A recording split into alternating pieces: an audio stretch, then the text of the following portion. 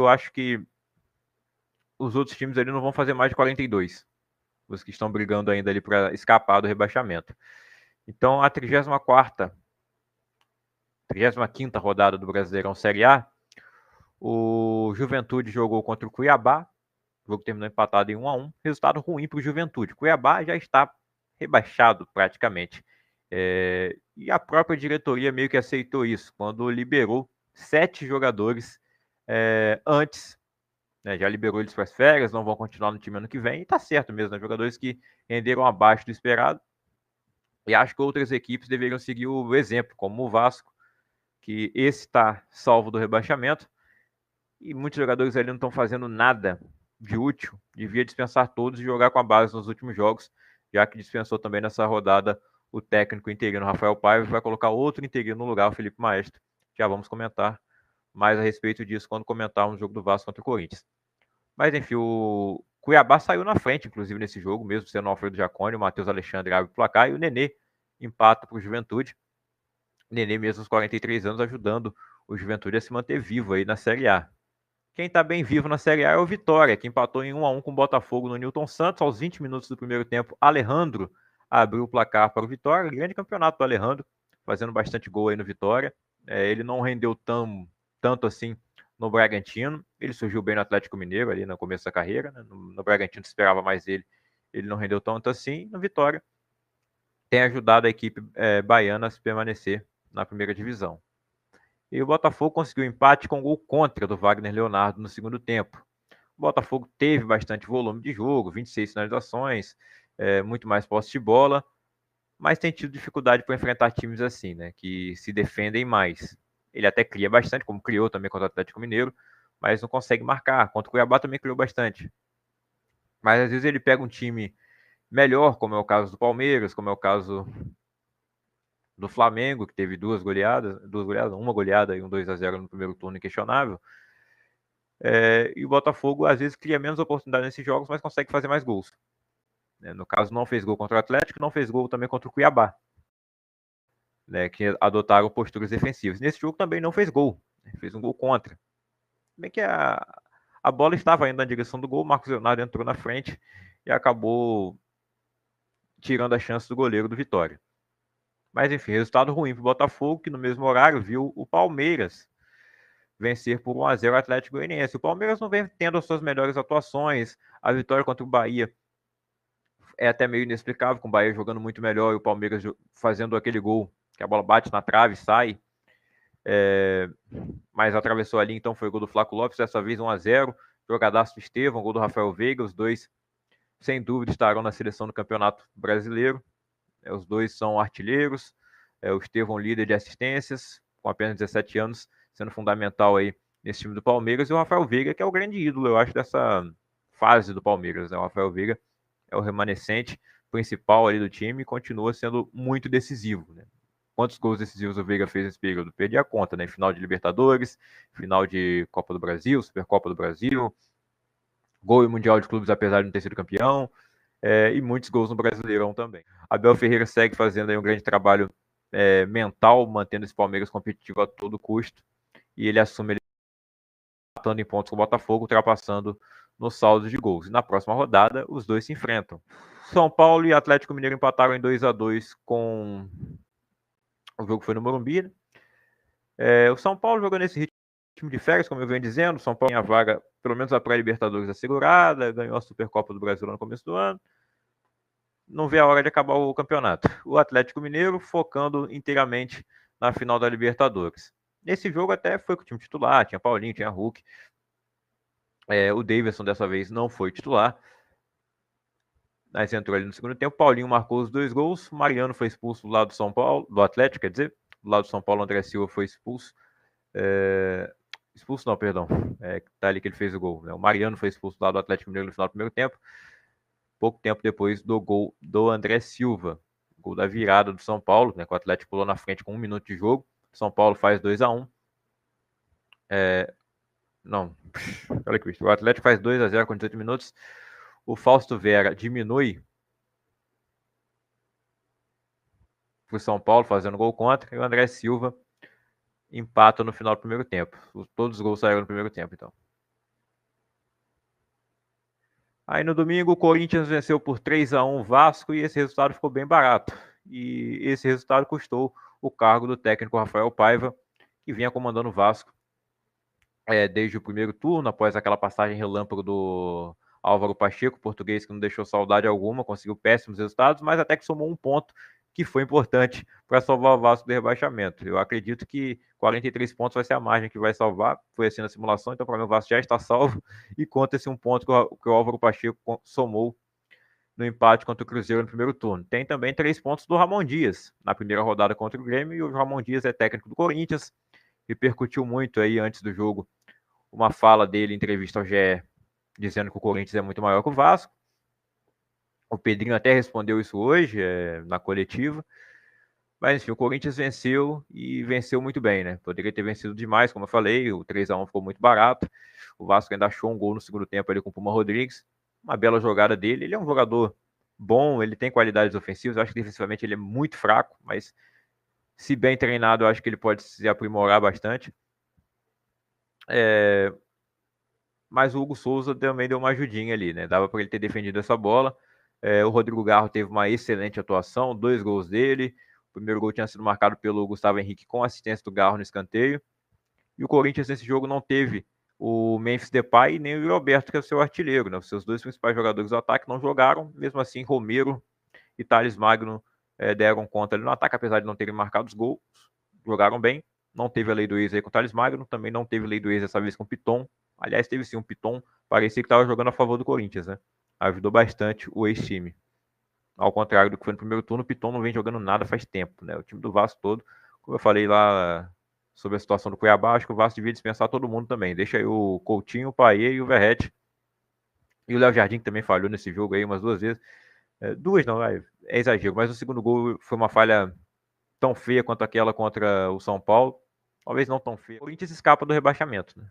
Já estava aí com 44 pontos, já estava salvo e agora chega a 47. E olha para a pré-Libertadores, coisa que o Vasco também estava aspirando e agora pode esquecer. O Vasco não vai para a pré-Libertadores de jeito nenhum. Se der sorte, ainda vai para a Sul-Americana.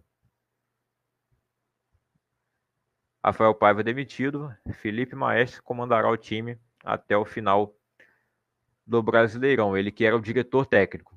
E eu não tenho elogio nenhum a fazer a ele nesse cargo.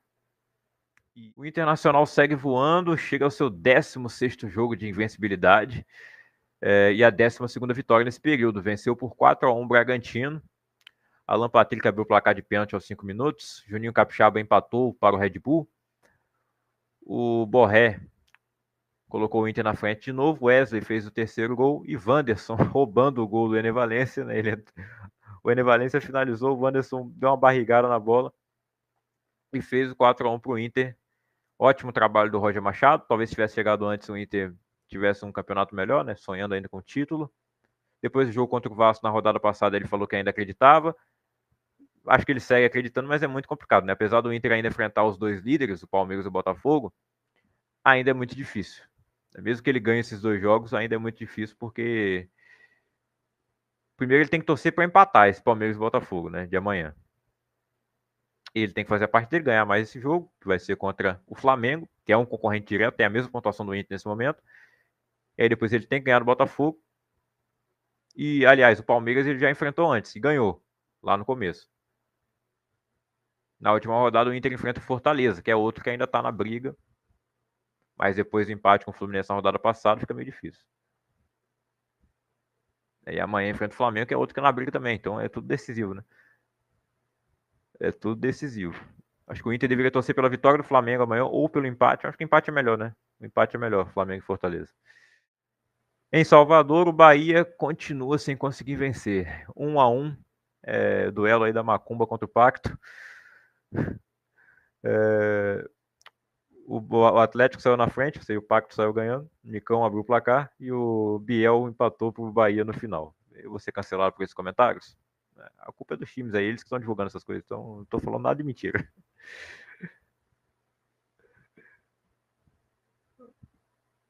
Mas o Atlético Paranaense tendo mais uma atuação horrível, o Bahia jogando bem, criando muitas oportunidades, mas só conseguiu colocar uma bola na rede, que foi no final do jogo.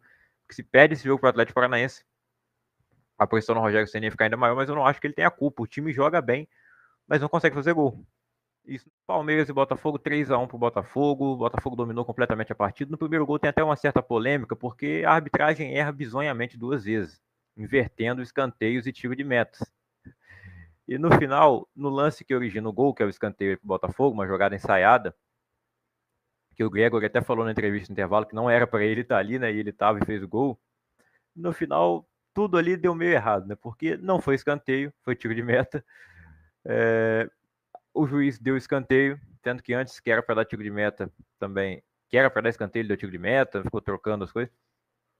Enfim, não foi uma arbitragem boa do Wilton Pereira Sampaio, inclusive o Gustavo Gomes o criticou muito depois da partida. Mas nesse lance, escanteio cobrado, jogada ensaiada, o Gregory abre o placar para o Botafogo no primeiro tempo, aos 19 minutos.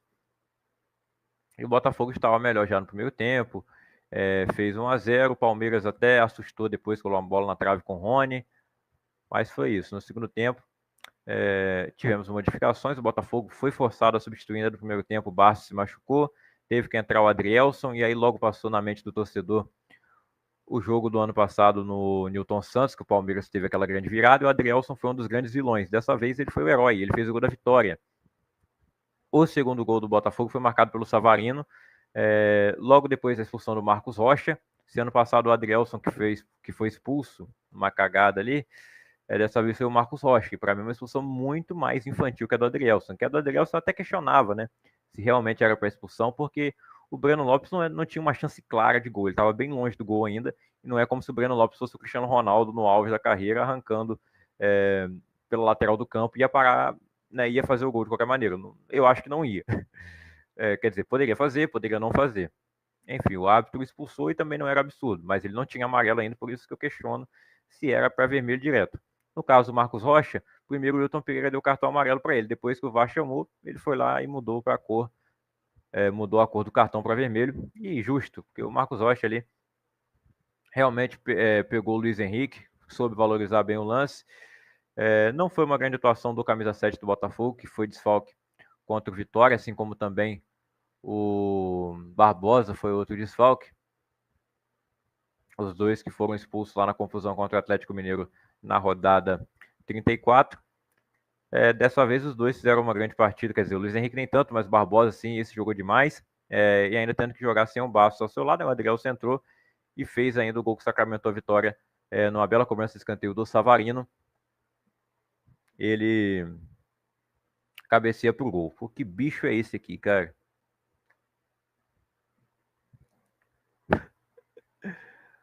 Então é isso. Com essa vitória, o Botafogo retoma a liderança, abrindo 3 pontos de vantagem, iguala o número de vitórias do Palmeiras e supera o seu saldo de gols.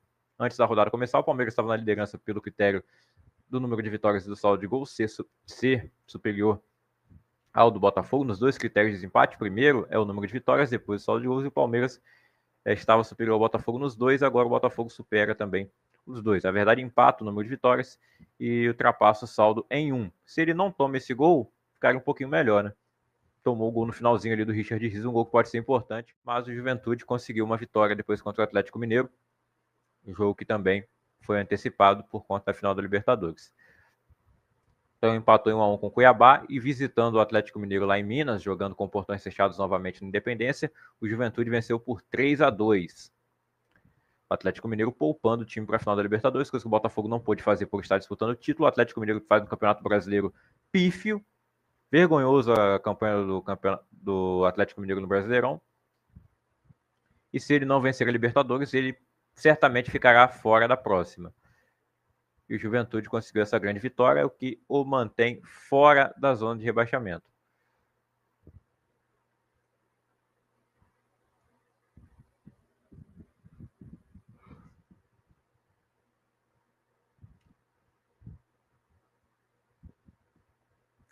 E aí eu vou voltar lá na 35ª rodada, onde o São Paulo empatou em 2-2 com o Atlético Mineiro. Então o Atlético Mineiro chega aí a 10 jogos seguidos sem vencer. A sua última vitória foi o 3-0 contra o River Plate na semifinal da Libertadores. Então chega mal na final da Libertadores, né? O seu último bom resultado foi na semifinal. Depois disso no Brasileirão muito mal. Como eu disse, a campanha é ridícula. para o time que o Atlético tem. E Criciúma empataram em 0-0 na terça-feira, 0-0 também para Fortaleza e Flamengo. O Flamengo teve ainda a expulsão do Eric Pulgar. Fluminense e Criciúma, chances claras de gol para os dois lados e o gol não saiu. E na 36ª rodada começou já com o Botafogo vencendo o Palmeiras, colocando uma mão na taça, e o Juventude vencendo o Atlético Mineiro e respirando na luta contra o rebaixamento. E encerrando ainda a rodada 35, na quarta-feira teve o jogo entre Cruzeiro e Grêmio, jogo que foi adiado por conta da final da Sul-Americana, que o Cruzeiro jogou no sábado, perdeu o título para o Racing e não consegue novamente vencer. O Diniz tem apenas 2 vitórias no comando da Raposa. É um trabalho ruim também do Diniz no Cruzeiro. A troca de treinador, falei, não entendi na época, o Diniz pode ter um currículo melhor que o do Seabra, mas o Seabra tinha 65% de aproveitamento, o aproveitamento do Diniz é muito ruim até agora. Não acho que ele será demitido, né? E acredito que ele possa fazer melhor no ano que vem, tendo uma janela de transferência, o Cruzeiro promete investir ainda mais. Mas esse empate 1-1, ruim para as duas equipes. O Cruzeiro com o objetivo de chegar até a Libertadores, ele não conseguiu com o título da Sul-Americana, e o Grêmio tentando escapar do rebaixamento, porque a situação ainda é perigosa. O Grêmio saiu na frente com o gol do Bright White, Matheus Pereira empatou para o Cruzeiro e ficou assim mesmo, 1-1.